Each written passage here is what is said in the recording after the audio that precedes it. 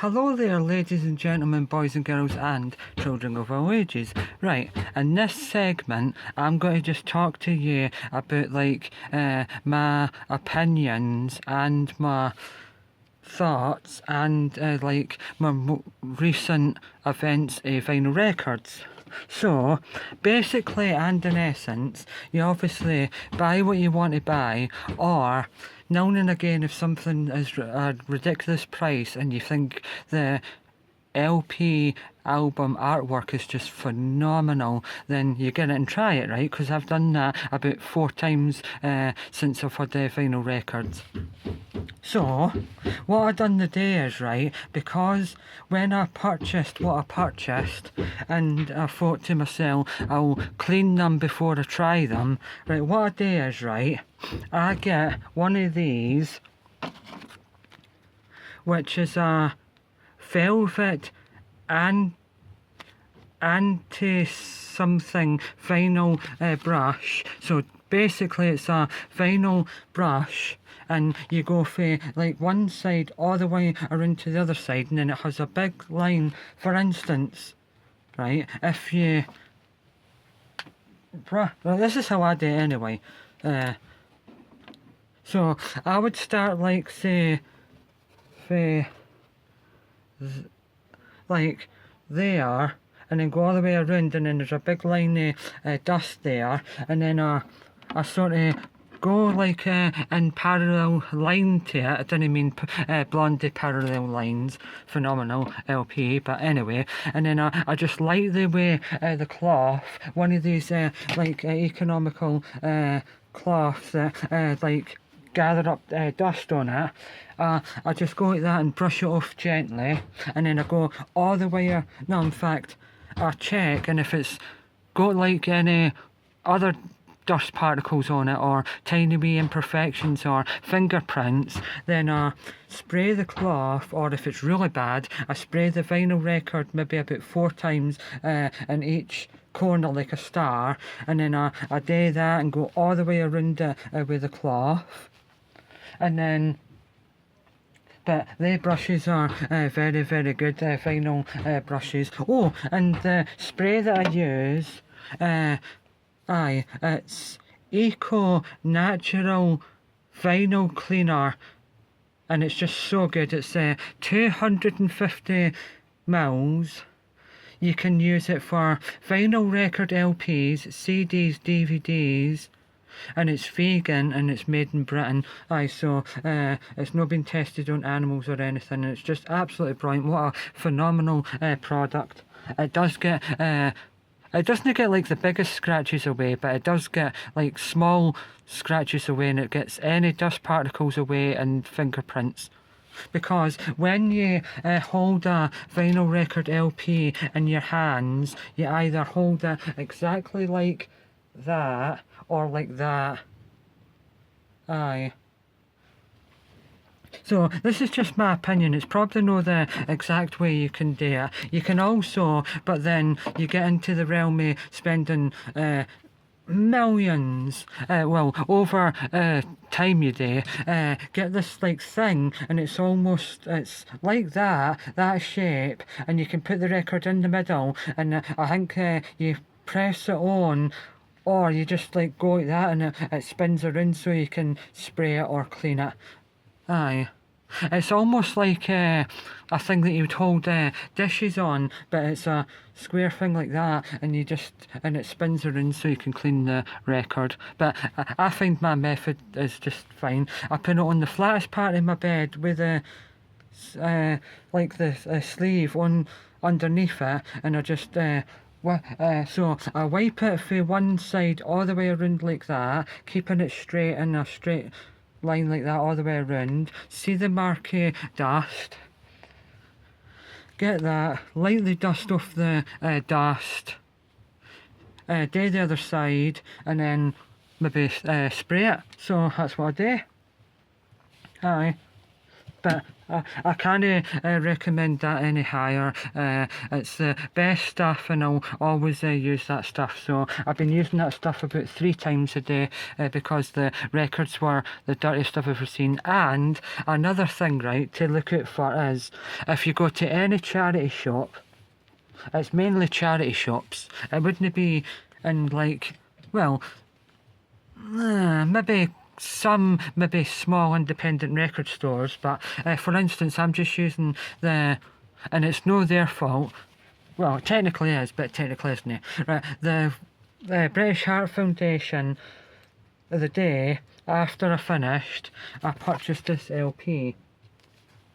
And I opened it like that, as you do, to have a look, because I was going to open them and see what the condition was like. I mean, I've worked there often enough now that I trust them, and I get my receipt anyway. But I was like that, and I thought, oh great, it's a double LP.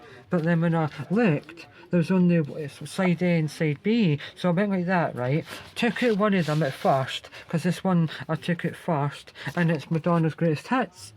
So basically, and in essence, I got Halloween Keep of the Seven Keys Part 1 and Madonna's Greatest Hits for only £4, when it should have technically been only £4 for the Halloween album. Halloween is a 80s heavy metal rock band for Germany. And if I knew nothing about them, and if I never even heard of them before, never even knew what genre they were, and then if I never even knew their name, right, and I closed my eyes and someone let me hear their song, I would say it's a cross between Iron Maiden and Judas Priest. But not quite as good, because Iron Maiden and Judas Priest are the 2 best of that whole genre. So anyhow, just put it mainly on the day just to see how it works, and it worked absolutely perfect. And then I put the other album I got, because I got 3, and they were absolute bargains. I think this one was either £4 or £7. Wait, can't really remember actually, but that one was 4 and that one was 7, so I think this was either £4 or £5 actually. But this will be a good one, and it'll grow on me. I just want to get my music taste, because I like anything. Like I've got a bit of folk, I've got a bit of heavy metal, rock, classic rock, hair metal, heavy metal, because heavy metal with Judas Priest and Iron Maiden, and Halloween. I've got instrumental because of Michael Field. But oh, and to quench my thirst at the moment, I'm drinking one of them. I might only have one more, aye, but that is absolutely stunning. It's 10 for £7.49 in Aldi at the moment. Phenomenal brandy Swedish cider. So, recently I've got quite a few records out of the charity shop that I volunteer, and to just say that'll be good. I've always heard about it. Ian Gillan, I'm sure he's out of Deep Purple. Aye, I'm going to actually put that on in a minute. Oh. Right, there is nothing wrong with it at all, apart from that the album keeps slipping out because it's the sides are damaged. But yeah, the good thing about this is though, you get a wee booklet. Jesus Christ Superstar, a rock opera by Andrew Lloyd Webber and Tim Rice, October 1970. Now, back in his younger days, every time I've ever seen a documentary or pictures of Andrew Lloyd Webber, for the moment he became famous until about like the 90s, he looks so scary. He just looks like, he looks like a madman. But he's one of the biggest all-time musical people. So, and Tim Rice collaborated with him on lots and lots of stuff. So this has got to be good because I've always heard good things about it. So, right, why not each time something's a great bargain, just try it. Aye. So that's what I'm going to do. Aye, that's my, well, it's not my New Year's resolution, because my New Year's resolution back then was to, every time I go and get something for the shops, try something different. So I've done that side of the bargain, but next year, aye, well, it's this year as well, but I just didn't say at the start of it. But this is official, right? 2025's New Year's resolution is, every time I specifically go out to get a record, even if I didn't have any in mind, or say like I get a new one, I'm going to offset it by getting one that I've maybe heard it but never listened to all the way through, basing it on the great artwork. Yeah. Oh, talking of album artwork, actually, just to end this segment, I think the bands that have made the most interesting album artworks, or really weird but in a good way, are Yes, Genesis, technically Metallica, apart from Loaded and Reloaded because they were disgraceful, Iron Maiden, Judas Priest. Oh God, what was the other ones? I put them on a Facebook post, but I can't remember the rest of them. Judas Priest, Iron Maiden, Metallica, Slipknot. Aye. Mike Oldfield, because he's always made real interesting ones.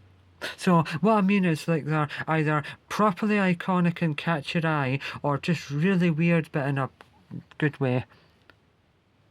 I'd maybe put some one or two Van Halen's in that category, just being right iconic and cool, especially 1984, even though that's not my best Van Halen LP. But recently I've really got into them in a good way, in a big way. Aye, a good way and in a big way. So that's it. Aye, I just would highly recommend all the products for cleaning your vinyl records. And the main thing of the vinyl records is, though, that every time you're going to listen to one, because that's what I've started doing recently, even if I've listened to it 2 weeks before, I'll still get that brush and just brush off the dust, because it just helps the needle. It just means that the needle won't catch lots of dust. Aye, and then every so often just check your needle for dust on it. Just the simple things. Aye. So even if it's a new record that I've got to HMV, or I've pre-ordered it on Amazon, I'll still do that. Every time I'm going to listen to it, I'll just check it, and if it's like reasonably dusty, I'll get that and just go all the way around and flick off the dust. Because the less dust you have on the record, the less time you'll have to clean the needle, and the more the needle will stay clean and work for longer. I mean, I've had this vinyl record player here that I'm pointing to for more than a year now, and it still is perfect. And I've had the other two in the spare bedroom, which I call the apartment room, for about 5 years now, or no, maybe 7, and they're still perfect. I thought to myself, by now I would have to get like a new needle and change the needle, but I don't know how to do that. But when it comes to it, I'll look up research. So, right, so, shout out to AC/DC. Aye, because recently I have really concentrated and figured out the main reason why it just blows my mind about having physical records. AC/DC, Let There Be Rock, LP, and the song Go Down, the intro to that, wow. Now I recommend that it's the main reason why I love physical music. So, just the sheer impact. Aye, right, anyway. So that was just it. I thought I would make a wee video about the recent records I've got and try it. And the next video I make soon, I don't know when, but when I do make another one, I'll remember to say how good I thought that was. It will be good though, but I just want to maybe do. And then 1 or 2 more times when I've listened to that properly, and I mean properly because I've only heard it once, maybe 2 more times I'll be able to tell you what I think. But right now, here and now, that the German heavy metal band called Halloween sounds like a cross between Judas Priest and Iron Maiden, and there's nothing wrong with that. And I'm so glad I got it because it's good. And even if I didn't like it, the artwork is worth it. See, that is the thing. If the album artwork is just so interesting and weird, and it's a fantastic price, I'll get it. So, thanks for watching and support music.